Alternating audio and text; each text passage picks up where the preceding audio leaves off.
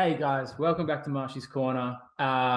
This is the first of what I'm hoping becomes a regular thing. I want to start a weekly podcast where I just talk footy. Hopefully have guests on to talk footy with me, so it's not just me blabbering on my own. But yeah, today's podcast is pretty cool. I had Mark Geyer come on. He's a legend, man. He just came on. We talked for almost an hour, and yeah, we just talked all things footy, and a whole bunch more too. Hey, it's just footy, social media, Hulk Hogan. What else? I don't know. We talk a bunch of stuff, so that's a fun chat. And then after that, the segment that I'm putting onto this footy show, which is a couple of casuals, where I bring on another casual fan like myself, and we talk their footy team. And so I got Matty Gilbert coming on. He's talking Canberra Raiders. He came third in. He came fourth. My mistake. Came fourth in Supercoach this year. So we talk a little bit about that, and yeah, we talk a little bit of Canberra Raiders. So no, hopefully you guys enjoy. And let's get to Mark Geyer. Whoa! I almost forgot. My bad. Before we get to Mark Geyer, I just want to say what's going on with this show. If you haven't gone and listened to it yet, my first episode of We Used to Be Friends, which is also on the Marshy's Corner platform, you can go listen to that on Spotify, Apple Pods, and YouTube. And it's basically me, producer Jackson, my mate Tim, my mate Max, and we we just talk relevant things. So our first episode came out. We talked a bit of sport. We talked some Mad Monday drama. What did we talk about? A few other things. It was a couple of weeks ago it came out. But we also talked about the majority of it was Game of Thrones and the new House of the Dragon show. So if you're into Game of Thrones, if you're into the House of the Dragon, there's plenty of content there for you where just four mates are talking absolute dribble. So if that's something you're into, keep an eye out for that as well. Now we're going to get to Mark Geyer. Enjoy. All righty. 180 games of footy, represented New South Wales and Australia. Mark Geyer, thanks for hopping on, man. Hey Isaac, how are you, my man? Yeah, no, I'm doing well. How are you? I'm awesome. That's good. It's finals footy time. I'm always pumped for this time of year. It's the one time of the year around this time in Origin that I kind of get jealous of not being a footy player again. Yeah. It's the one that's, the sun shining, it's that smell in the air of spring, and it's the end of the year. It's basically some four teams on the weekend, or two teams on the weekend. If they lose, they're out, and the other six teams will hopefully prevail and go the next step. It is an exciting time of year. It's my favorite time of year. But I do want to talk about all the top 8 stuff, but I have a few things that I want to get to before we get to all that. Obviously, over your 14-year career, I'm sure you would have had some Mad Mondays and whatnot, some end of season parties. The Dragons, they've not allowed their players to have a Mad Monday. What are your thoughts on that? Look, it's a lot different to when I played. Obviously there was no mobile phones for one. There was no protocols. We live in a different world at the moment. I know that we didn't look forward to it because it means we're out of the competition. But it's the one day of the year where you can all get together, de-stress, and kick back and have a beer together. Obviously it's some clubs are different. Some clubs go a little bit harder than others, but at the end of the day, you've got a responsibility not just to your club but to yourself to make sure that you don't, in any way, shape, or form disrespect the emblem that you're wearing on your chest. And look, it's a little bit petty. I think you could be like Manly, where only half their team turns up, so that's not a good look either. So I think there's definitely room for it in the calendar. I think the players these days, in particular, are asked so much, and their pride, their lives are pried into so much with social media that they deserve a day to let their hair down. And I don't see why you just can't let the boys go to the stadium, lock the gates, and just say, "We'll come and unlock them tomorrow." We're saying, if you're not going anywhere, you're staying right here. You can't go into pubs in town, or just we'll supply the drink and the food, but once you're in here, you're staying here for the next 12 hours together. No one's leaving or no one's coming in. That's what when me and my friends talked about. We just didn't understand why that wasn't a thing. I haven't played footy at the professional level, but that end of season, end of whatever it is that you guys have just done together, it feels kind of wrong for a club to say, you know what, you guys can't come together and enjoy that. Yeah, I agree. It's I think by saying to the players that you can't do it, it's kind of treating them like kids. And what do kids do when they're told that they can't do anything? They try and find ways around it and do things that that aren't as overt. Obviously they've had the barbecue gate last year, which kind of scarred their club for a while. They didn't win another game after it. Manly, similar this year after the Jersey gate, they didn't win another game. So I get where the clubs are coming from, but you've got to treat the players like the men they are, and hopefully trust the process that they won't let anybody down. Like I understand being in the public eye, where there's a lot more scrutiny for these type of celebrations, but surely the grounds these time of years aren't getting used, and 8 teams aren't using their ground, so why not just let them go to their home ground and as I said, lock the gates and no one can get in, no one can get out until and mobile phones, I suppose you leave them at the gate as well. If you're going to have a celebration, you don't need to be filming yourself getting blind drunk and then putting it on social media. It's as I said, different world we live in, but I think there is room on the calendar to let your hair down. Yeah, no, absolutely. There is, like, you kind of bring up the Manly thing and the Dragons and all this sort of stuff. There seems to be just like a disconnect between the people above and then the players. But the players are the one that are putting on the jerseys, representing. It's what everyone comes to watch. And you kind of talked about how players are kind of being treated like children, almost at like school. It's like, you guys can't do this. You guys have to do this. Is that something does there need to be a better connect between clubs and players and the NRL and players? Oh, definitely. It's a machine these days. The game is a machine. It's a business orientated machine where the disconnect from the top level is profound. The fact that someone at Manly said we're wearing these jerseys and didn't consult the players, A, is a mistake, and B, was disrespectful to the players who might have different views. You can't force things down people's throats that don't want to do it. I'm pretty sure that if you went the right way about the process and gave them plenty of notice and said, look, this is what we're doing, we'd love for you to be involved. I think the players might have reacted differently than they did.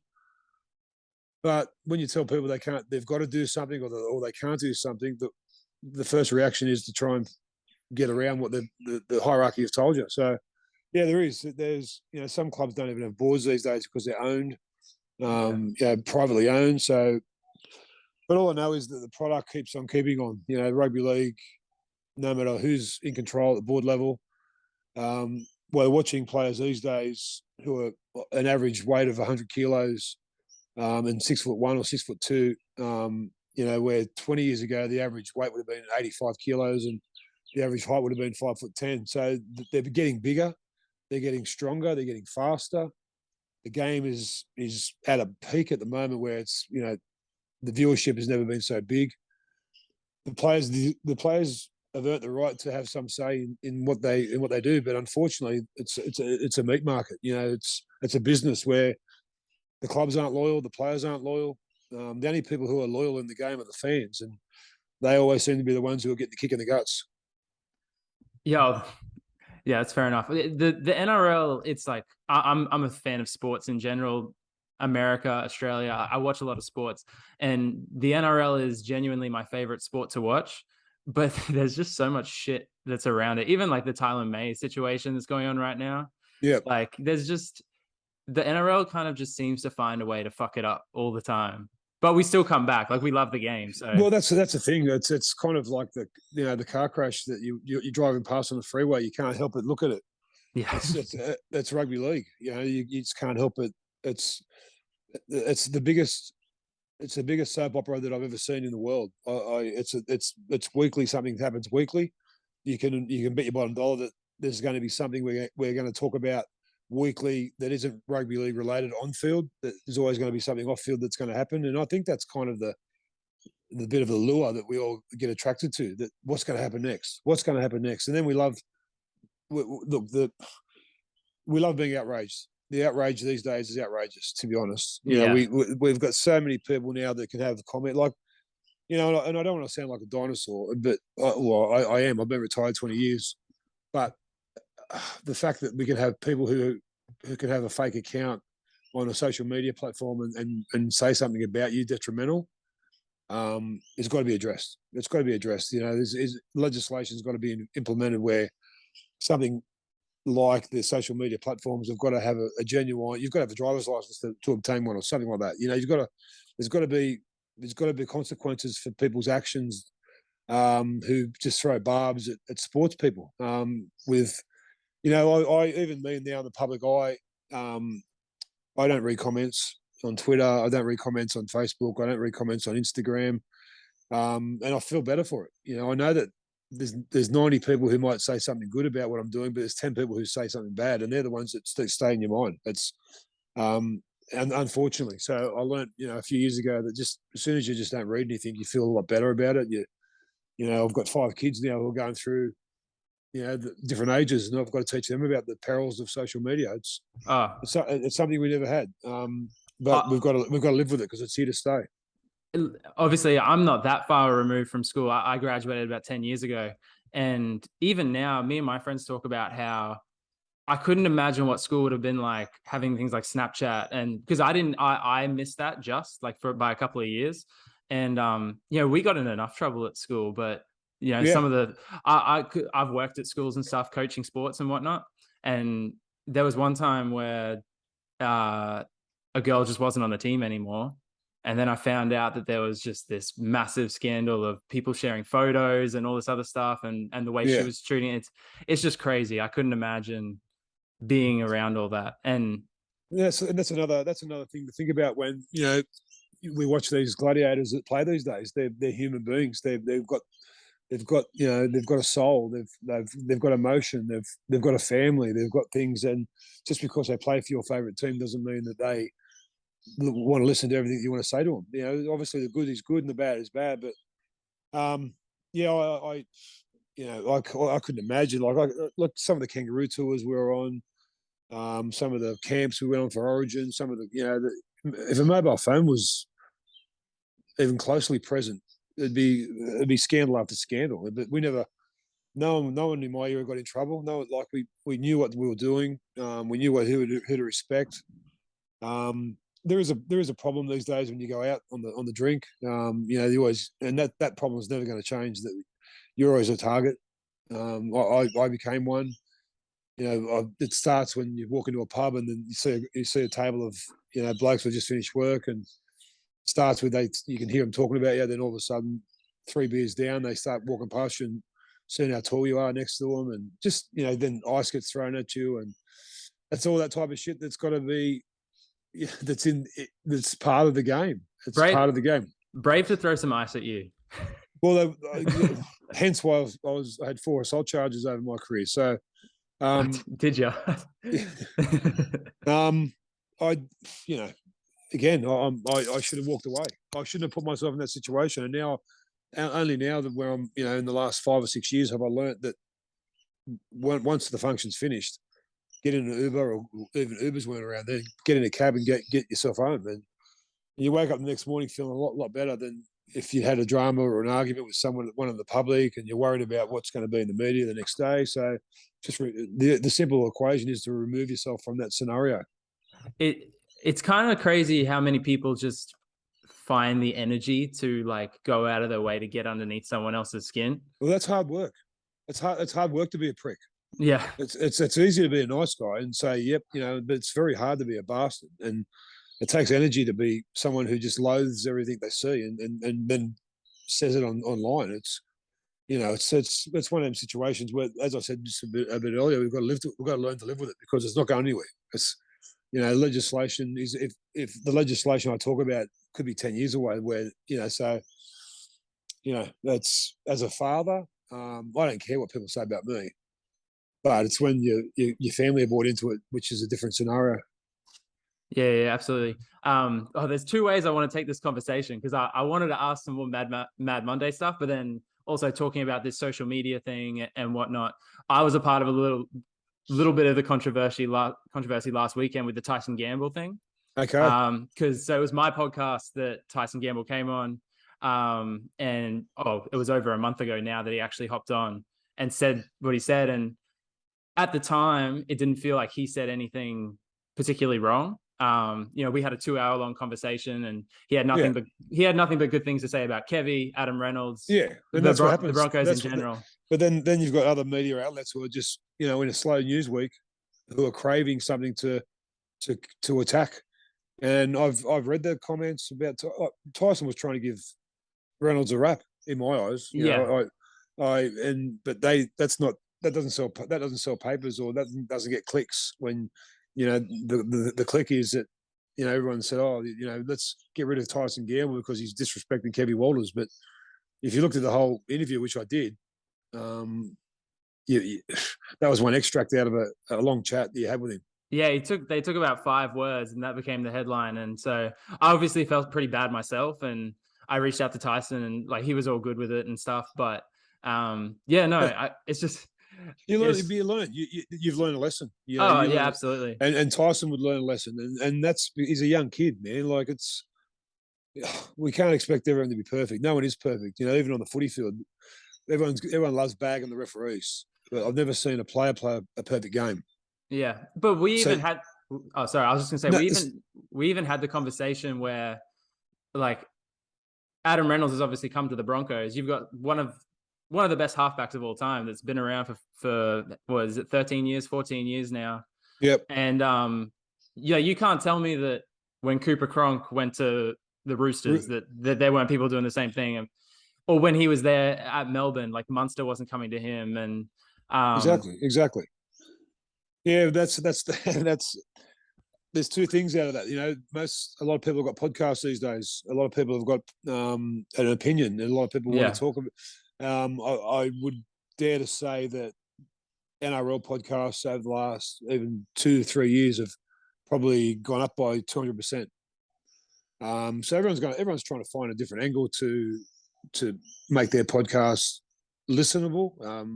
And different from the other ones, and without being, you don't have to be scandalous these days to get your point across. You just got to be. I think it's more about transparency. If you're honest, like a lot of people should be in our game, it'd be a lot easier to track for them. I think if you with all my woes that I had in my career, I found later in my career when I came back to Penrith that as soon as you admit you've done something, as soon as the process starts to heal. Yeah. But if you keep dodging questions, and, that's why the Newcastle thing was, not that there was any of our business what went on behind closed doors, but just come out and say what you did. And then we all play on. Now Kalen Ponga's ruled himself out of a World Cup. He wants to concentrate on, it's sad that we're so intrusive into rugby league players' lives because they're the superstars of the Eastern Seaboard. They're the NBA players of America. They've got stories to tell, and we want to be part of them. And we are these days because we can access them through podcasts, through social media. We can feel like they're our best mates, but as soon as something goes south, we're really quick to jump on their backs and condemn them. Yeah, no, absolutely. Coming back to the Mad Monday thing, did you have any fun Mad Monday stories that you could share? None that you can share. No. Well, ours would be we'd meet at the park at Penrith Park. A bus would pick us up, and we commence our pub crawl. Yeah. In fancy dress. We'd have 3 beers at one pub, go to the next pub. So you can imagine how what kind of state we're in by the 10th pub in Penrith. It's just But there was no social media. There was no one taking photos of us. There was no, I've said to my kids without being too dramatic, a mobile phone is no different these days when you're out in the piss to a loaded gun. We see all these players, Todd Carney's of the world, and these Munster and Brandon and the Cheese, Brandon Smith last year. All these mobile phones, but people taking Kalen Ponga and Kurt Mann. Well, what's the common denominator with all these guys? They've been filmed. Yeah. When they're in a toilet, for fuck's sake. Like, who's filming it? Who's getting their kicks out of that? Like, who gives a fuck?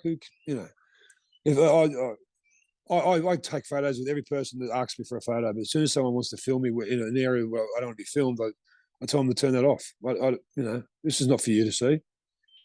Yeah, it's definitely, and you'd rather learn the lesson, like for the young, if there were young people listening to this, learn the lesson from other people, like the mistakes they've made. Try not to make yourself. I mean, there's videos of me like from end of footy carnivals and things like that I hope don't surface. And like it is what it is. It's the old adage: just do as I say, not as I did. Yeah, absolutely. Because I can speak from a point of view where I've had 15 years in grade footy. Now I've had 20 years out of the game, and it's such a different life. When you're consumed by rugby league, that's all you know. That's all you want to know, because all you're worried about is when you train next, when you play next, when you train next, when you play next. It's you got blinkers on when you play footy.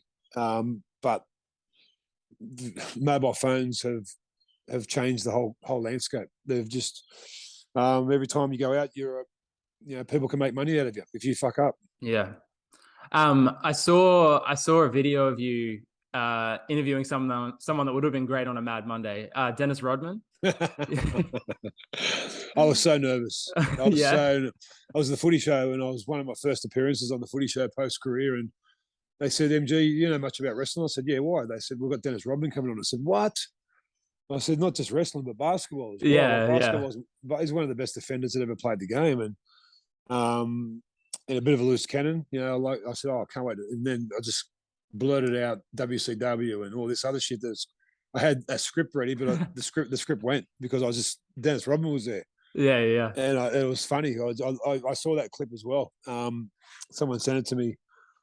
I went, "Wow, look how young, look how inexperienced I was." But that's about learning. I learned then just to slow down a little bit and let your emotion take a little back seat and just get your point across, and then you can be a fanboy backstage, but don't do it in front of a camera. Yeah. No, I mean, I've been doing this for maybe about a year now, and there's been a few guests where I come on and I'm like, what did I even blurt out just then? That's natural. That's natural. Like I still don't listen to myself back on radio, or if I do it when I was on TV, I didn't never watch an episode. My wife, who I've known since we're both 18, and my kids, they're my gauge. If I come home from a function or the TV gig, and I'll ask them how I went. How do you think I went? And they'll be honest with me. Dad, shouldn't have said that, or Dad, you're great, or thanks. I don't need to go to social media to see how good or bad I was. That was a question I was going to ask you, because for me, you're obviously you're on the radio and you've been on TV and stuff. With this podcast,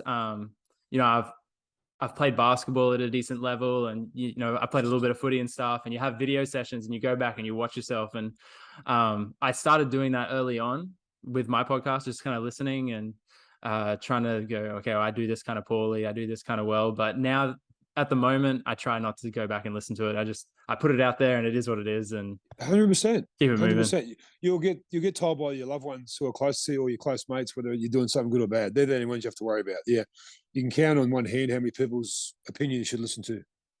Yeah. All right. Well, that was fun. Did you guys get to hang out with Dennis Rodman outside of the interview? Yeah. Oh, you did? I couldn't believe how tall he was. I'm 6'5".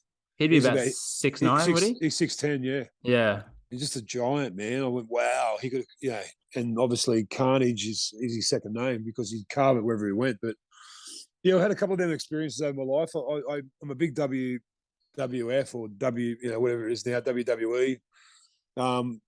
And when I was, I think, 16 or 17, I watched Rocky 3 with Hulk Hogan. Oh, yeah. And in my first year of radio with Triple M, it was about 2009, I think, on the morning show. We were talking on air, and all of a sudden I saw this figure walking through the corridor. I went, fucking what? Is that Hulk Hogan? And we're in the break, and I said, fuck, there's Hulk Hogan. They had to beat me, like they had to dump my chat. I said, what's he doing here? And the security guard had brought him through because we're on level 14 at World Square in the city, which we are still now. On level 15 was Jackie and Kyle and Jackie O. Yep. He was walking them through to take them upstairs, but he said, I thought you guys might want to talk to him first. So it was the biggest fanboy day of my life because I'd watched him, and I remember he walking, hey, brothers, hey, what's going down? It's the Hulkster. And I couldn't believe how different he was when the microphones were turned off. Yeah. Because our producers, as producers do, they said, MG, can you arm wrestle him? For our socials and our online stuff. I said, yes, of course.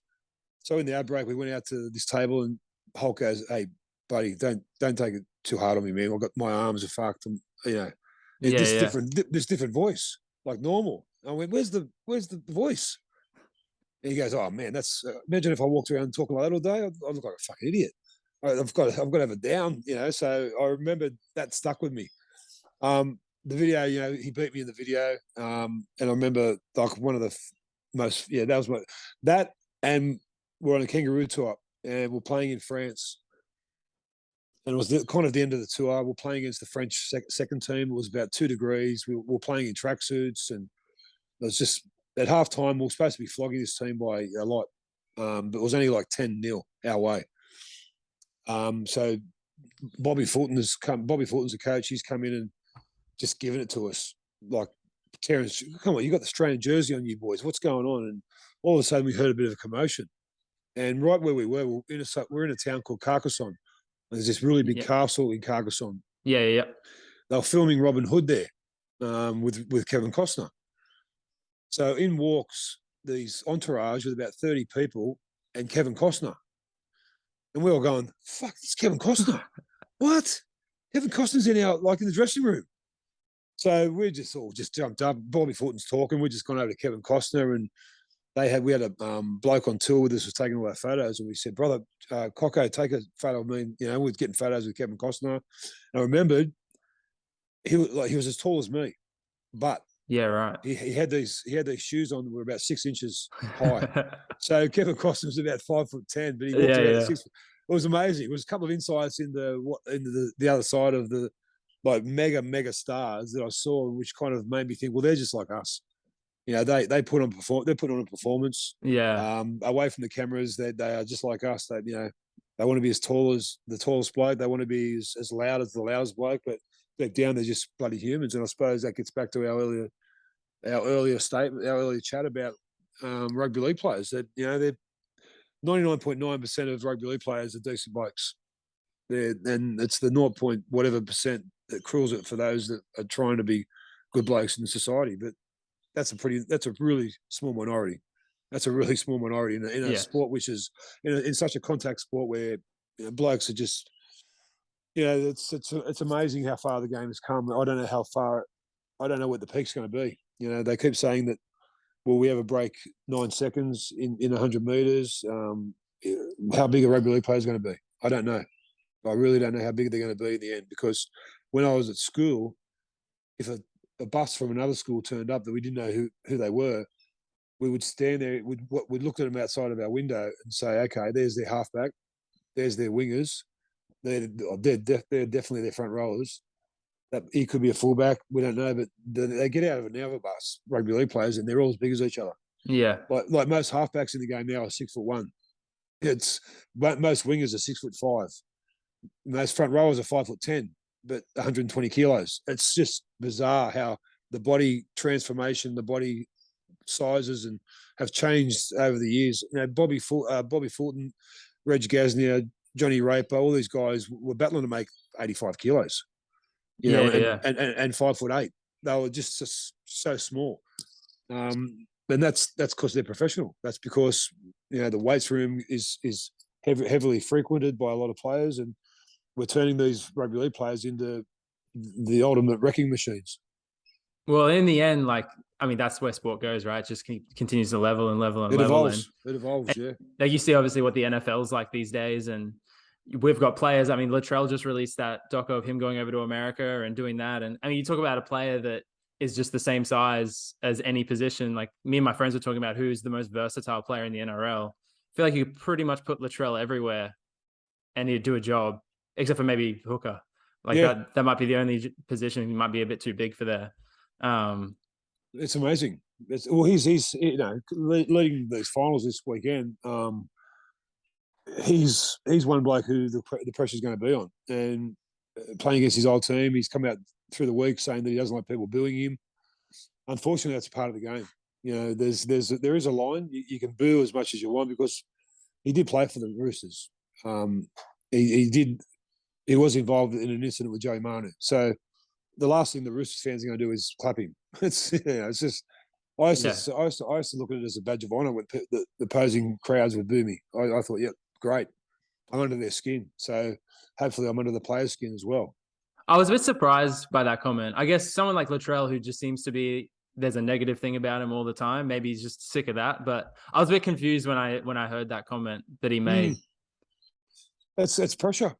It's pressure. Pressure. It paralyzes us all into doing things or saying things that sometimes we didn't want to say, or we didn't have the platform to say it on. But all I know is that come Sunday against the Roosters, he's probably going to be their best player. I think he's got that glit in his eye. Joey Manu's not playing, so that takes that equation of, against his best mate, who he got ruled out last year with a broken cheekbone. I think that emotion has gone from that, so he can express himself against the Roosters without any fear or favour. So I think he's in for a massive game on Sunday. This is going to be one encounter I cannot wait to watch. And it's the same as the Penrith Para game tomorrow night. It's one of them games which is I can't wait to get there to the game and feel the atmosphere. Are you going to the game? Yeah, bloody oath. Yeah, nice. I wouldn't miss it. You'd be a Penrith fan, right? Oh, fuck yeah. yeah. Well, my young bloke's in the system now. He's in the top 32. I've always been a Panther fan even when I retired. I just don't. I was the number one badge holder for a while when I retired. And yeah, like the way this footy team has gone about things in the last 3 years. I think only losing 10 times or something in 3 years, winning at an 81% ratio. They're just a pleasure to watch. I've known a lot of them and watched a lot of them for a long time. A lot of them come through SG Ball and Harry Matthews together. Cameron Serrato coached a lot of them in the under-20s grand final. So this team has been together for a long time. It's why they're so close, and why a lot of them will take less money to play here. And it's a rare. Usually in rugby league, you see the team that's very good. They have the veterans at the top, and then there's obviously the younger players kind of like all around them. Yeah, but this team's just kind of just like a lot of young guys, isn't it? Well, Coruscant's the oldest. I think Coruscant's 30, and he's the oldest player in the team. And I think the average age is 24, 25. I think the Broncos, before Adam Reynolds went there, were very similar. Obviously he takes the medium up a bit, but Broncos are another young team. And but yeah, it is amazing. It's they've all got pretty level heads on their shoulders, and you can see I understand now what the Storm and the Roosters went through for the last decade of being the best teams in the competition, that you come under scrutiny for different things. And Penrith are feeling that at the moment, obviously with Taylor May, and everything you do is monitored because you're the best, you're the benchmark in the competition. So anything that you do, both good and bad, is going to be spoken about a lot more than if the Tigers players at the moment or the Titans players at the moment do it, because it's the old Australian way. We want to knock that tall poppy off his perch. It's our way of doing it. It's in our DNA. We like seeing people come back to earth. Yeah, which is sad. It's sad. It's fucking real sad. It's real sad. Like, how many people would have been praying that Kyrgios got beat yesterday? Oh, I mean, there's people in my workplace that were lots. Like especially anyone over 35 or over 40, but the younger guys like yourself and my kids, and they love him. They love him. They think he's a breath of fresh air. Ben Simmons, everyone loves Ben Simmons in my house. I say fucking. He's got to play before you love him. I struggle with Ben Simmons. So basketball is like my main sport. And Ben Simmons not putting on an Aussie jersey yet since he was about 16 is a little bit tough for me. But you know what? That's exactly when I didn't turn on him. He wouldn't give a fuck if I turned on him anyway. But that's when I thought, okay, when he didn't go to the Olympics, and Paddy Mills, he said, "We need you, Ben. Let's go, brother. Come in this environment, and we'll look after you." That's when I thought, no, he's never going to play for Australia, and it's all about Ben. So in a team sport like basketball is, got so many big egos, he's up there with them, isn't he? Oh no, absolutely. And my friend was kind of saying, he's like, he doesn't even really feel Australian to me, but if he puts that jersey on and Yeah, represents us the way Paddy Mills does, then that's a things will totally different. change. Yeah, I Absolutely, agree. for sure. Because we're a genuine chance of being a powerhouse in the world with our basketball team. Oh, With, absolutely. with all these young kids who are coming out. My niece at the moment, she's in India playing for the under. Well, she played the under 17s Australian team basketball, and now she's playing for the under 18s in India in a 2-week tour. Oh, okay, cool. So it's my wife's sister's daughter, Saffron Shields, Yeah, right. and her dad. I played footy with in Perth and Peter Shields. So he was a great basketballer as a young kid as well. So yeah, it's I played basketball up until I was 16 as well at a pretty high level. I loved it. I'm a San Antonio Spurs fan. I used to Yeah, love nice. the Twin Towers in Robinson and Duncan. You But might yeah, be in for you might be in yeah, for a tough couple of years. yeah, I think so because West Ham are my soccer team as well, and they look like they're not doing much this year either. So Well, at least you got the Panthers. So, yeah, 100%. speaking of teams, so my team's the Broncos. What happened to them this year? That little fall from Um, grace at the end. well, they've fallen from a grace like nobody did. There's been no one in NRL history after 19 rounds who are in the top four like they were not make the eight. They lose 6 of their last 7. Yeah, we beat the Eels and we beat the Knights. I Well, don't maybe know. Maybe it was like 2 of the last 8 or something. 2 of the last 8. Yeah, We well, won. Yeah. it was an amazing capitulation. Carrigan was a big reason, I think. Why? I think he's the dynamite in that pack. Everything starts and stops with him. I'd like to see young Hetherington get more time on the field. I think he's one of them players that really is a big DNA, a Bronco DNA all over him. Of course, having a famous a father playing for Queensland as well. So yeah, I don't know. I just a lot of people are saying that Kevy's body language is a bit confusing at times, and I know he's an intense character, Kevy, but he's also a lovable bloke as well. I went on a tour with him, and the Penrith boys kind of gravitated straight towards the Broncos players. Alfie Yeah. Langer Right. and Kevy Walters and Chris Johns and Michael Hancock. We were drawn to them. They were very similar to what we were at Penrith, where we found them to be a lot like we were. Like to have a joke around, like to have fun, but also took our footy very seriously. And yeah, look, I think Kevy's the answer because you don't win 7 games mid-season. It's funny how the narratives changed, but It's through the year when they were winning them 7 games, Kevy didn't get the credit. It was Ben Eichen and Dave Donaghy. When they started losing, it was Kevy's fault. yeah, So yeah. they've got to be careful now that Redcliffe are in the competition. You've got to stand by your man, and that man is Kevy. Kevy's the man to get him out of the rubble, and you've got to have some luck with injuries. When you need to see more games out of Adam Reynolds because when he plays, you're a lot better team. And the Payne Haas thing seems to be dragging on and on. We don't know what he's doing, and I don't think Payne knows what he's doing at the moment. Yeah, that is dragging a little bit. We did have some injuries, like obviously Herbie. Big loss. He Big was a loss. huge loss. He was playing really well at the start of the year, and he's kind of that, like, on one edge you've got Katoni, Stags. who he doesn't do the same sort of work that Herbie does, coming out of your own half and whatnot, and he doesn't necessarily have to if you've got someone that's doing that on the other edge, I guess. But I do have one question. Obviously, I'm not trying to put myself in a position where I say that I understand footy better than anyone else, but I couldn't understand when I watch every Broncos game. I've watched everyone for the last, I don't know, 10 years, basically.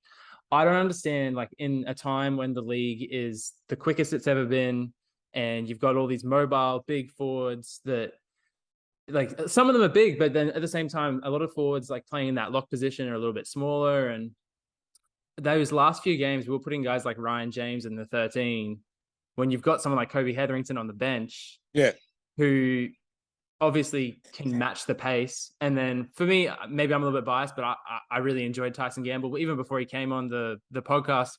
And I thought when he played in those middle forwards, like we played a game against South where he played in the middle forwards. Yeah. And I thought he played pretty well. I couldn't really understand why we were going with bigger, a bit older, slower guys, as opposed to putting Kobe in the 13, especially when Carrigan was out, putting Tyson Gamble, who was a bigger body, a little bit, could play that ball playing lock position. And I think Broncos erred there as well. I think that and their selection, these are obviously something happened. Something happened where they just kind of the air went out of the balloon so quickly. Yeah. I've never seen a team capitulate so quickly and just go out of the top 8. Like it was, if someone said to me round 19 that Broncos won't make the 8, you make sure they get drug tested. You go, hey, come on, man, they're fourth.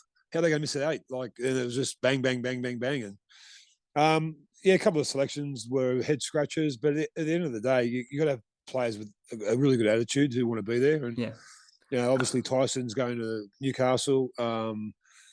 And I think if you had him and Mam and Reynolds on the field at the same time, you would have been very dangerous because Tyson Gamble's just a competitor. He's a bit like Hastings at the Tigers. Yeah, he's just a bloke who loves playing footy. So, but I think, look, I wouldn't worry if you're a Broncos fan. I think you're still going to be very strong next year. I think you're going to be a team that's going to be pushing for a title within 3 or 4 years. And this young crop of forwards coming through, Flegler, I rate Flegler highly. I like Flegler a lot. I thought Billy Walters was surprisingly good this year at hooker. Yeah. I loved his input at dummy half, and I don't know what's happening with Jake Turpin, but Palacia off the bench. You had some bright sparks. Obviously Corey Oates had a season for the ages. Yeah, love that for him. Yeah, same. And that's out of adversity. You got to look at the positives, and that's all these teams that did make the 8. You did make the 8 for a reason. In your debrief for this offseason, you got to identify why you didn't make the 8 and make sure that you do next year, because basically you don't want to be the also rans for more than 3 or 4 years in a row, because then what starts to happen, the membership starts to dwindle because the fans get the feeling that you're not putting in as much as they are. And that's why pay $200 a year with the new jerseys and the swanky seats and then paying food prices at the footy to watch a team that aren't competing. So, and that's the biggest thing over the last 3 years. It gets tough when you're seeing your team get 60 put on them, 50 put on them, 40 put on them. Like if you're losing games 16-12, and that kind of is what it is. But no, it was a little bit tough. But I do want to talk about the finals and stuff. But I saw today that you gave your end of season awards. Daly MGs, yeah. So I wanted to ask you your opinion on this. So obviously in the NRL, we have the Daily M voting, which comes down to the 3-2-1s. In the NBA and American sports in general, like that MVP comes down to like ex-players, media voting. Which one do you think is better? Oh, definitely. You definitely want to win an award voted by your peers. Definitely. Yeah. If your peers are voting on it, and most of I'm not saying the Dally M voters. I was a Dally M voter for 5 years. This is the first year I haven't done it for a long time. A lot of the people who are voting are ex-players or media. So I don't think that. I still think it's a very prestigious award to win the Dally M, because it's. Oh, absolutely. I also think that the Rothmans Medal was what the old Rothmans Medal, which was voted by the referee. After each game, the referee would give you 3, 2, and 1. And that's kind of the best and fairest.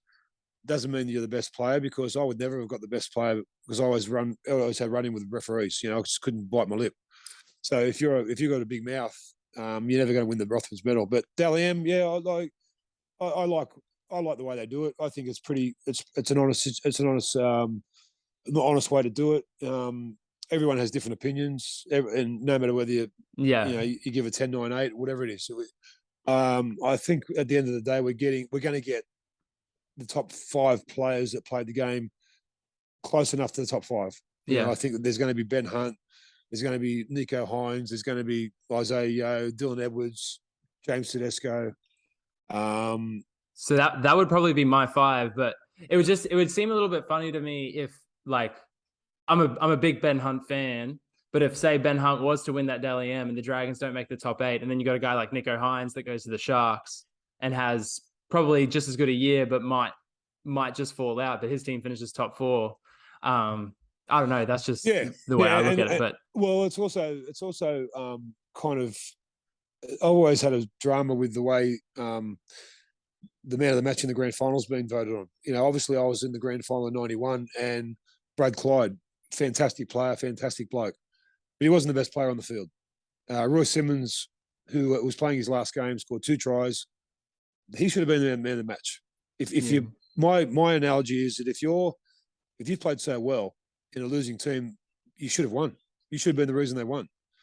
And it happened the exact same year later with the Broncos and the Dragons, with Brad Mackay, who I played with in Perth, another fantastic bloke, fantastic player, but didn't deserve man of the match. So I don't think you can give the man of the match to someone in a losing team. It's happened in Origin. It's happened. I just don't get it. I don't think I will ever get it. But the Dally M's is an exciting time of year. You know, they pick the best player in each position. It's one of them awards that a lot of people hold really dear to their heart. And now that's just around the corner, I can't wait for it. Yeah, absolutely. I think so. I don't think it's ever happened in the actual NRL. Maybe prior to the NRL, a team has won the premiership being outside the top 4. No, it hasn't. Yeah, so it hasn't happened. Could this be the year that happens? Definitely. Yeah, definitely. You got Melbourne Storm. You've got the Roosters. You've got the Rabbitohs. Yeah. You've got Canberra. Who knows what Canberra can do? You know, they're playing against a team in this weekend who they've beaten 4 times in that venue. Yeah. You know, and it's Melbourne Storm. Like, I spoke to my brother this morning on our Brekkie show, and he said I can't think of all the time that the Storm have been in the competition since 1998 that a team has had that wood over us on our home ground. I've never. That's been unheard of. Melbourne have beaten. I think they've played 66 times, and Melbourne have won 51 to Canberra's 15.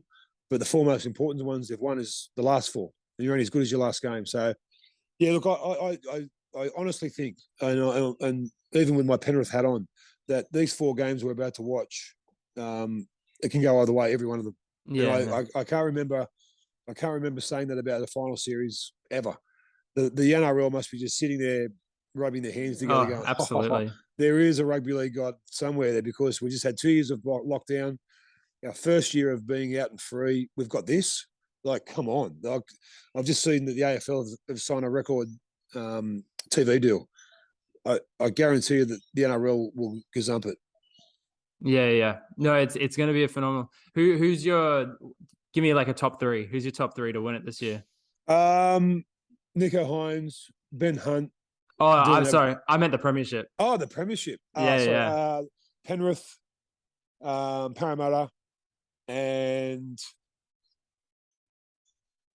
Melbourne. Yeah, nice.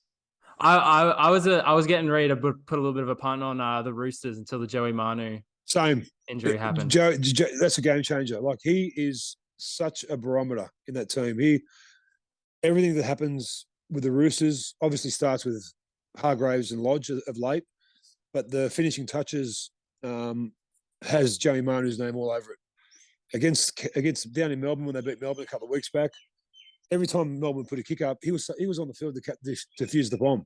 He is everywhere. It looked like he had a twin brother out there on some occasions. It is such a big loss to them that he. I don't know if they can come back from it. I'm actually thinking that the Rabbitohs could get him this weekend without Joey Manu.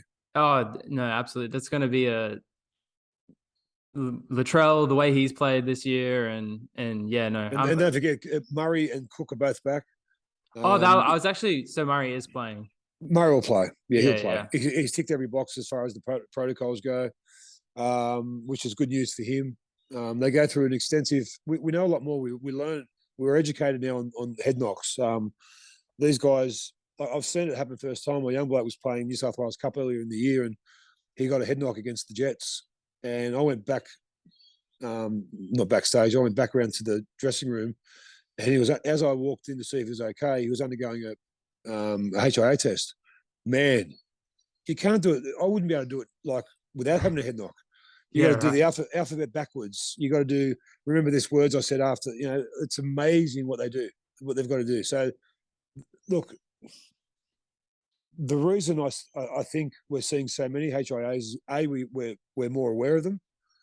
B, there's less heroics in playing with one these days because of what we know. And three, the league the league are addressing it beautifully, and the players are bigger. The contacts are harder. Yeah. Most of them happen from friendly fire. Most KOs these days, HIAs from your own teammate coming in to make a tackle, and they get you with a swinging arm. So very often do you see players running the ball, unless they get a high tackle, get HIA. It's usually, like Cam Murray was the other night, tackling someone or putting your head in the wrong way in the early parts of the game until you've got that second win. So, look, I bring it on. I say I can't wait for the finals. I can't wait to see the grand final this year, and it was just great to see a touch wood a rugby league season that wasn't interrupted by the pandemic. Oh yeah, no, absolutely. It's nice to have fans back in the seats again, for sure. 100%. No, I really appreciate for your time. You for your time. I do have it's a question that I think is like just a little bit different that I want to ask any footy guests I have on. What would be your dream? So putting yourself obviously in that second row, what would be your dream edge to play with? So like a half, center, wing, and maybe even throw a fullback back there to play with. Well, I played with Greg Alexander for 10 years, so he's the halfback I'd play with. I played with Brad Fittler for 10 years, so he's the 5'8" I'd play with. The centre, I'd say Laurie Daly. I'd love to have Laurie or Mal Meninga outside of me. And the fullback, I can't go past Billy Slater. Yeah, that's a great pick. Slater was just, he's changed the way. Tedesco's going to be in the conversation once he stops playing. He's going to be in that conversation. Who's the best fullback of all time with the numbers he keeps putting up? But Billy Slater, just the way he's tenacious attitude towards the game, coming back from injury as Tedesco has, being such a skillful passer of the ball like Tedesco is, very hard to separate them. But I think Billy Slater, I love the way he played. And both Tedesco and Slater, neither of them had that passing game as early on. No, a lot of fullbacks they're both wingers. Yeah. They're both junior wingers, and Tedesco just he can play 5'8" now. He could be an amazing 5'8", as could Slater in his time, but they just happen to have better players in that position. But Slater for mine. And Slater's now doing a job on the coaching. yeah, bastard. No, he's a good boy. He's a good man, Billy. Obviously, with my brother playing so long at Melbourne, I had a lot to do with him. Met him a lot. Cameron Smith, same good bloke. They're all good blokes coming out of Melbourne because Craig Bellamy makes them good blokes. That's why they're such a good club. Yeah, and I mean, you look at the results that it's had on Nico Hines. He was saying the other day about how he carried a notepad around and he would. How good's that? Yeah. Well, he won my Dally MG of the year this morning, and we got him on the phone. And oh, you did. I brought that up with him. And I said, mate, love reading about your intuitive nature. How you walked around with a pad. I said, how'd you do it? He said, I just had a pad. We went into meetings. I'd write down what the questions the senior players would ask. I'd take it to the gym. I'd watch what the players who had been there before me had done, and I'd write down what they were doing. I wrote down what extras other players were doing and compiled lists, and that's what I took to Cronulla with me. And that's what I wanted to do. And he's doing it. He's been amazing. He's been unbelievable. Yeah, no, he has. And sensational bloke. What a great role model for any young kids coming up, because he's done it hard as a kid. He's come from some adversity. So yeah, I admire him big time. Yeah, no, he's definitely one of my favorite players to play at the moment. Yeah, big time. He's mine too. I think Ruben Cotter is one of my favorites as well. Oh, nice. He's good. You didn't have that Cowboys in your top three. I don't think that I don't know. There's just. It's just weird that they're there. Is that how you feel about it? Like they were 15th last year, And I think they've got to feel that semi-final pressure for the first time. A lot of them, and to come back next year bigger and better. I think next year they'll be in the grand final. I'm already going to put my hand up and say that. I don't know who they're going to play. Probably Penrith. Probably the Broncos. Probably maybe it could be North Queensland. Maybe the Titans. Who knows? Fuck, pigs might fly. No, they're on. it's amazing. It's yeah. I don't know who's going to be in the grand final, but the Cowboys for mine. Todd Payton. I'll put my hand up. I thought they'd come last this year. I really did. I thought Todd Payton would be the first coach sacked. I thought that they're wasting their money on Townsend, but I'd take all that back because I love the way they've fucking busted themselves in the off season. I love the way that Todd Payton has marshalled the troops, and I love the way that Chad Townsend has just been the conductor of the orchestra. It's just I hope I'm wrong. Sharks fans won't like me saying that, but I just don't. I think next year they'll be better. I think next year they'll be better for the run. Yeah, nice. So just to close it out, tips for this weekend. So Penrith, Melbourne, Cronulla, South. Awesome, mate. Hey, thank you for your time, man. This has been a lot of fun. No worries, Isaac. Anytime, my brother, and good luck with it all, hey? Cheers, matey. Have a good one. See you, brother. All righty. And that was Mark Geyer. Just a massive thanks to Mark for hopping on the podcast. That was a lot of fun. There's a reason that guy's on TV and radio. Hey, he can just tell a story, and that was great chat. So super appreciative for him jumping on. Hopefully have him on again sometime. I'd love to have him on just to talk his career. Obviously that conversation, a lot of it was based around current events, current footy. I'd love to talk to him about his career, and not just in footy, but post footy as well. So so that was great. Thank you for Mark for hopping on. We're now moving into our final segment, which is a couple of casuals. It's where myself, a casual footy fan, and another casual footy fan, we jump on and we have a chat. So super excited for this, and I'll let him introduce himself. So we'll just jump to it now. Yeah. Anyways, should we get into it? Yeah, let's do it. Well, first of all, can you introduce yourself? What do you do for work, and just a little bit of a backstory? Yep. Yeah. So Matt Gilbert. I work for a company called iSponsor. At the moment, we're a tech fundraising company. So we basically raise funds for sporting groups, charities. Essentially, it's like a cashback app, but rather than the cash going to the consumer's pocket, it goes to their charity of choice or their sporting club or their kids' sporting club or something like that. So you might buy a pair of kicks at Nike for like $200. Yeah. And Nike have agreed to give 5% back to my charity or sporting club of choice. So if I buy it through that platform, then $10 will go to my charity, or $10 will go to my footy club or something like that. So that's what I've been doing for the last year, which has been really cool. Oh, you've been doing that for the last year? I didn't know you were doing that. Yeah. So my mate is the founder, and he's been doing it for a couple of years, and he sort of wrote me in about 12 months ago, and yeah, it's going unreal, mate. We're got really big groups on there. We've just launched in the US and UK. So busy.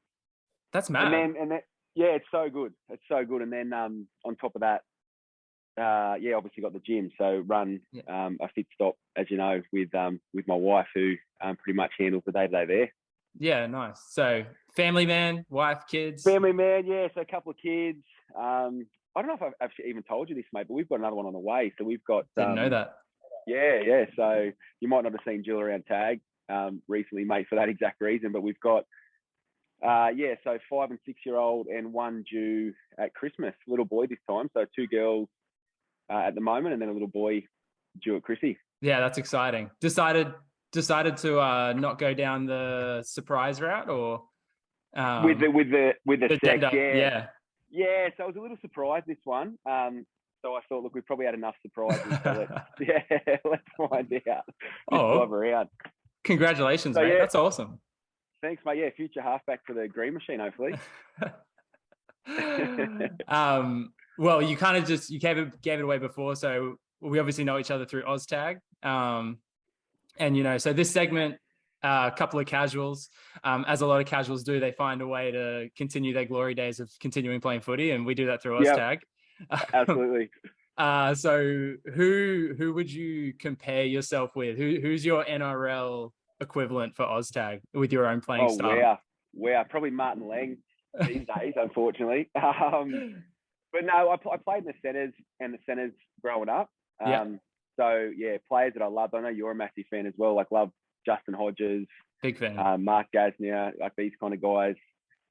Sort of growing up, but yeah, now I'm the standard sort of nearly 40-year-old that can create a little bit of space, but then I'm looking for support pretty quickly. So I was trying to think of someone to give you. Yeah. I was like, maybe in my knowledge of Matty and his Oz tag, like a John Sutton almost. Got a little bit of ball playing around the ruck, and I'll take that. I'll absolutely take that for sure at the moment. Yeah. So haven't seen you down at Oztag. You've had a couple of injuries and stuff, eh? I'm actually busted at the moment, man. Yeah, I rolled my ankle. It's just a story of my life. I rolled the ankle a few months ago. It's just not coming good, and the knees give me a bit of grief. The shoulders are a constant issue. So yeah, I think I've played 15 minutes this season, and I think we're just going into finals now. So is that which? Yeah. That's across two different comps, 4 different right. teams. I think I've played 15 minutes across all of them. So that sucks. I thought you might have. I was going to say I thought you might have bailed after the State of Origin loss. No, yeah, exactly. That was heartbreaking, wasn't it? So we play a little down where we play Oztag. They have a little bit of a State of Origin, and we Matty represented New South Wales, and I was in the Queensland team, and that's right. We got to win. We got one back from the year before. It was pretty convincing too this time around. Like the year before was obviously very close, but very controversial as well. Yeah. We won't go there. I was pretty happy. I was pretty comfortable with the result. So. Yeah. All righty. Well, let's go the Supercoach route first. So I remember. I swear we had to talk about it at State Cup for Oztag. It started this year. This was your first year playing Supercoach? No. I've played it for years, but it's my first year back. So right. So I've played different iterations of it literally since school. Like I remember being in one in like year 11 and 12, and all you got was points for try scorers. So you literally just like stocking up on like Nathan Hindmarshes and forwards that are going to score a try, and then backs to do well as well. And then obviously it's got so much better over the years. But I reckon 5 years ago or so, I just gave up. We had the same crew of mates, about 20 of us. We'd all throw cash in. It'd keep us all close together and heaps of banter, and we had a really solid comp. But it just got too much, mate. I was putting so much time into it. I was like, I need a breather.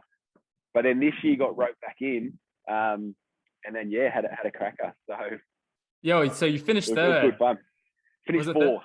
Fourth. Sorry. Yeah. So finished fourth. So I've never really had a proper go at overall either. Like it's usually been just head to head. Yeah. There's been some times where I've had a little bit of a good start the first month or so, then buy rounds happen or an injury happens, and then I just start focusing on beating my mates, and I'm not really looking at overall. But this year I sort of started off okay, and then I thought, oh, bugger it, I'll plan for the first buy round and did okay, and all of a sudden I'm in the top 100 and the top 50 and the top 10. I'm like, wow, I have to give this a good shake. So it's good fun. It's tough. This is the first year that I haven't done. I did like Supercoach draft. It's the first year I haven't done the normal Supercoach, so I don't actually even really know like who were the better buys and things like that. I didn't follow it this year, but what was the point differential between you and number one? It ended up being about 350, I think. 350. Yeah. That's nothing. Yeah. So I got as close as I think 290 going into maybe the last round. Yeah, I think going in the last round I had 290 to make up. And then blew out a little bit. I had a little bit of a crack at like a specky captain choice in the last round because I was the first or nothing was my mentality. So I think I put the captain on Lockie Miller. Right. But he got 80 odd in the end. He scored a try in the last minute, so it wasn't too bad. But I was hoping for about a 150 and sneaking a bit closer. No, that's fun. How good's draft though? Like I've done draft a couple of times. I didn't do it this year, but to be honest, that's probably my preference. Like doing the draft format. I certainly prefer it because like I've gone the Supercoach route a few years, and obviously I've never done as well as you, but like in terms of the Supercoach leagues I'm in, like I usually do all right, but it always comes down to one or two players difference is the reason that you win or lose. And I kind of like the idea of picking my team and then just playing from there, I agree totally. Yeah. And then just waiting for the waiver, like, on the waiver wire for a little cheapie to come on board. And it's so fun, like draft night as well with your mates. Like I remember I've done it online a couple of times. I've only done it face to face once, but it was one of the best nights I've had. Like I think there was about 8 of us. We're up at a mate's house at Bribey Island. We're all sitting around his dinner table. We had our laptops out. Everyone had notepads, and the 2 minutes you get to select your player, and it's nerve wracking.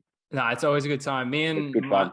I'm always kind of in a new rugby league draft each year that changes a lot. But me and my mates have an NBA draft, and we've been NBA fantasy. We've been doing it for like I reckon we started when we were in high school. So probably about 12 years now. It's been going strong, basically the same crew still. How But good. I mean, as you get older, people live out of state and stuff. So we used to all just sit around. We'd sit in our draft order around a big table. Yeah. And we always put on a big thing for the actual draft order. We do the draft order 2 weeks out. One of the boys would get shirtless, put a bow tie on. We just have a lot of fun with it. But we as you get older, you can't do those things as often. But that's it. Yeah, absolutely. now, well, what did you win coming forth? What did you get? I got $1,000. So it's a bit of a steep drop. So 50 for first, 5 for second, and then the 1,000, top 3 to 10. Yeah. But yeah, we get a personalized KFC tracksuit, which basically has your team name on the back. The top 11 get that, and then a couple other little prizes. But the tracksuit's pretty mad. Yeah, that's it. I don't know if I can pull it off. So obviously everyone's into me saying you've got to wear it here and you've got to wear it there. But yeah, we'll see. We'll see when it turns up, and I'll chuck it on and see how game I am wearing it somewhere. You got to wear it for like at least a week or something. Yeah. Oh, I'm thinking Magic Round. At least. Nice. It might get a start. Yeah. Yeah. Nice. Yep. Cool. Well, I thought now we've talked about Supercoach, we can get to this part that I actually am not really looking forward to all that much. So you're obviously a Canberra Raiders fan, and I am. Yep, I am. You're the reason my Broncos are not in the top 8 right now. I know. You shot through a message when you were like, "Oh, I wouldn't have minded the 50K," and straight away I was like, "Fuck, your Canberra Raiders just knocked the Broncos out. Stop being selfish. You don't need 50K as well." Yep. But how are you feeling about your team going into the top 8, into the finals? It starts tomorrow night. Yeah, look, you could have, if you asked me sort of 3 or 4 weeks ago, I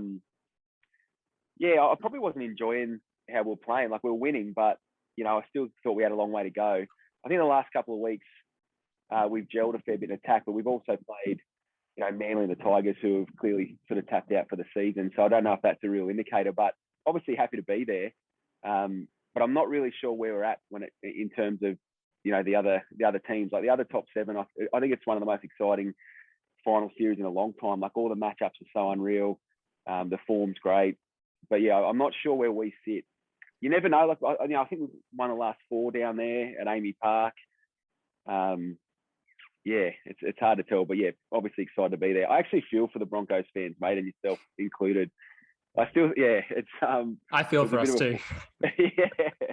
Because it's such a good season. I think it's still a win. I don't know how you feel about it, but I still think it's a win. Like, there's still so many positives to come out of it, but to be in the top 4 sort of 5-6 weeks ago is pretty demoralising. But I've talked to a few friends about it. Like, I got a mate that I watch every Broncos game with, and we kind of were like, it's definitely a win compared to the 2 seasons prior. Wooden spoon, and then I think we came 14th last year. It was a much more exciting season. I just kind of wish those back end losses were just dispersed throughout the season. And it was kind of like we were fighting for a top 8 spot the whole time, not you're sitting in the top 4 and then all of a sudden we're in 9th. But but it was an improved season. And the way it happened, absolutely. The way it happened, it was obviously probably hard to watch for you guys as well. But if you rattle off some of the promising signs, like you've got, someone like Ezra Mam, who's coming to first grade and looks super sharp. Like, Pat Carrigan's going to be in the Australian side for as long as he wants to after his season this year. A couple of things like that. Reece Walsh coming to the club. Cobbo, who knows where he fits, but he's obviously flying. So, come next year, there's so much to build off. No, absolutely. And outside of Adam Reynolds, I feel like we still have one of the younger teams going around. So we've got that behind us. So happy about that. No, it was a fun season. It's just a kind of a bitter taste at the end of it. So for sure. So you on the green machine, or who are you jumping on in the final series? I've been asked this. I'm basically pro anyone winning that's not named the Panthers or the Cowboys. Right. So the Panthers and Cowboys, I just got a few mates that rub me the wrong way that support them. So my life will be a lot easier if those 2 teams don't win. Fair enough. But I think I wouldn't mind.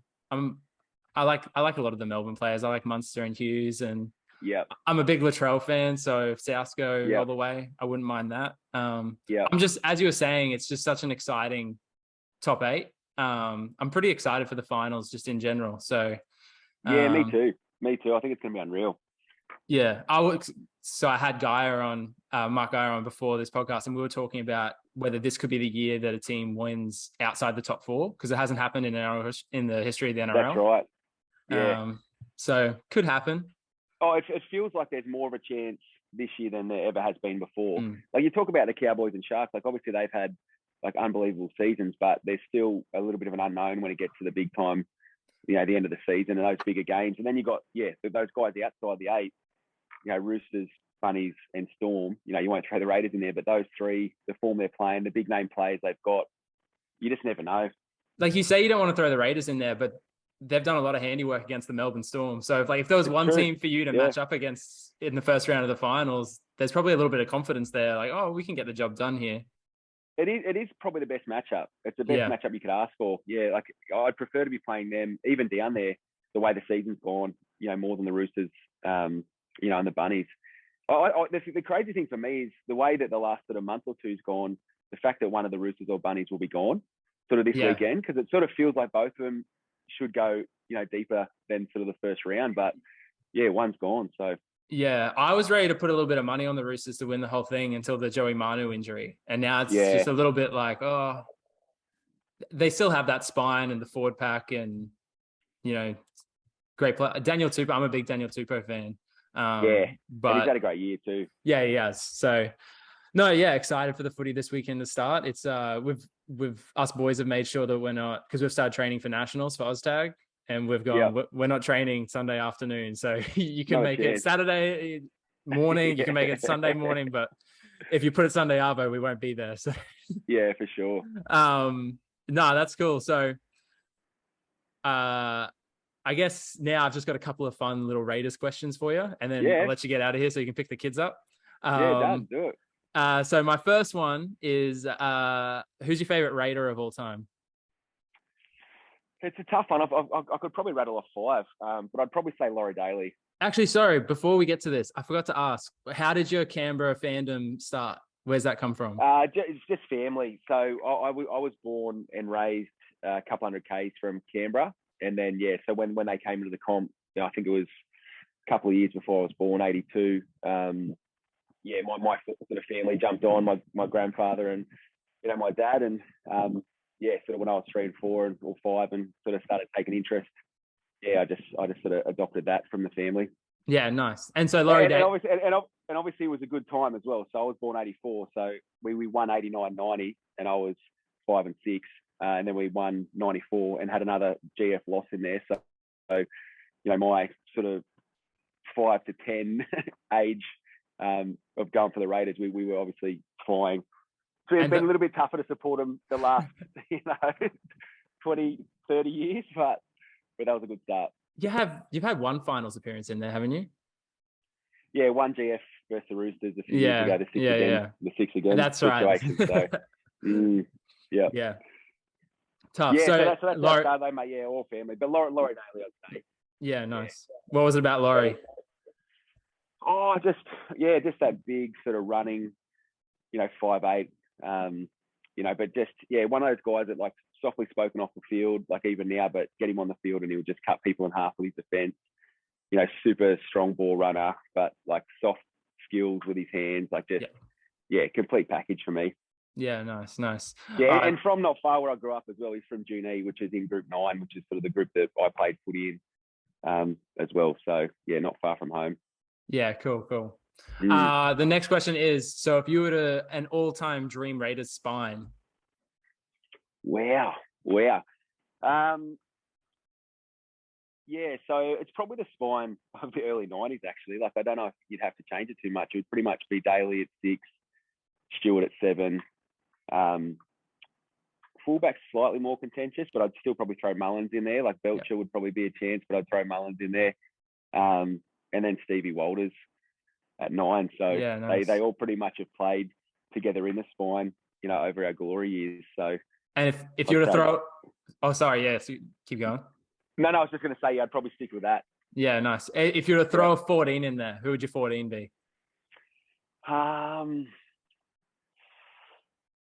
Yeah, probably Jack Whiten, I'd say. Yeah, nice. Yeah, he might get a start. I'm just trying to think if I'm sort of forgetting someone over the years. But yeah, obviously he can play in the halves and fullback. Yeah, I'll go with Jack for sure. Yeah, nice. Yeah. And my last question for you is if you could have one player join the Canberra Raiders next season, so any player from the NRL, who would you take?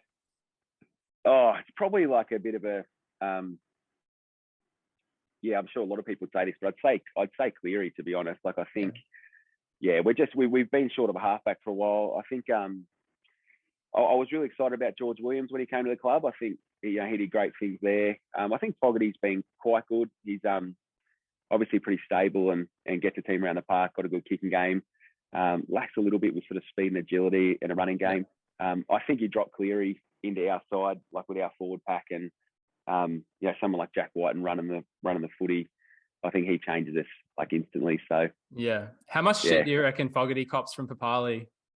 Yeah, so the much. chase down. Yeah, so much. If he does it, there's something wrong. So if I was Papali, I'd be reminding him every day.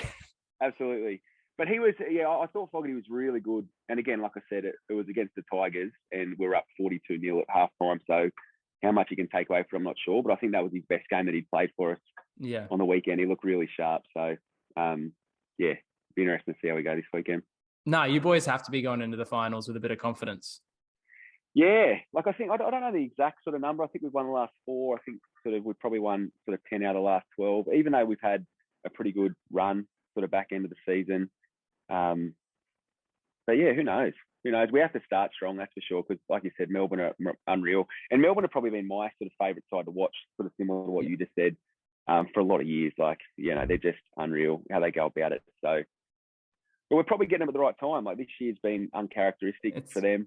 It's been pretty patchy and inconsistent at times. So, yeah, who knows? A little bit of drama, and they've got the injuries, and they're definitely beatable. So yeah, that's right. Yeah, there's a time. Yeah, there's probably a decade there where this game was pretty much unbeatable. This wasn't winnable for the team going up against them down there. So yeah, we're a chance for sure. No, for sure. Well, thanks for hopping on, Matty. That's been fun. Pleasure, mate. Thanks for having me. First guest on the couple of casuals. I'm hoping to make this a bit of a regular thing. Have a few more boys from Tag come on, and how good. No, just a bit of fun. So yeah. I'll try and win. I'll win Supercoach next year, mate. So I'll get another start. Well, if you get anything less than 4th, you're not coming on. So yeah, exactly. Fair enough. Makes sense. Yeah. All right. Well, have fun. Pleasure, mate. See you soon. Perfect. Thanks for having me, mate. Cheers, bro. Talk to you. See ya. Huge shout out to Matty Gilbert for hopping on the podcast. That was a lot of fun. And that's all I want that segment to be. A couple of casuals just coming together, talk some footy, having some fun.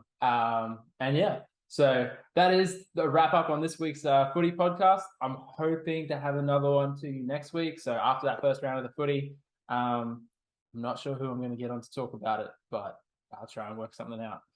That's all this podcast is right now. It's just working it out. So yeah. If you made it this far, thank you for listening, and hopefully be back next week.